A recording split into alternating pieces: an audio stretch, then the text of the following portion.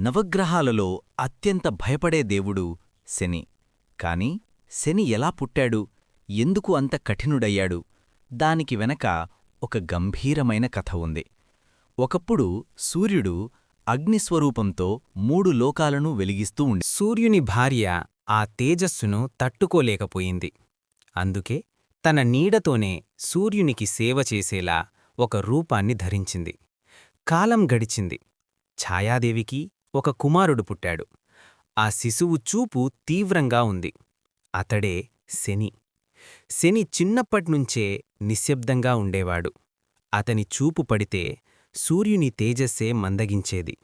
ఈ కారణంగా సూర్యుడు శనిని దూరం పెట్టాడు.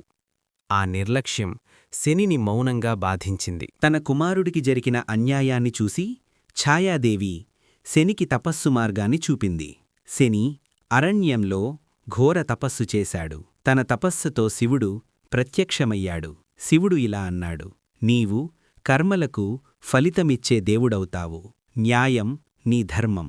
ఆ రోజునుంచే శని కర్మఫలదాత అయ్యాడు. అతడు శిక్షించడు, మన కర్మలను మనకే చూపిస్తాడు. అందుకే శని నడక నెమ్మదిగా ఉంటుంది. కర్మ పూర్తయ్యే వరకు వదలడు. ఇదే శని జననం వెనుక దాగి ఉన్న సత్యం. శని శాపం కాదు, శుద్ధి.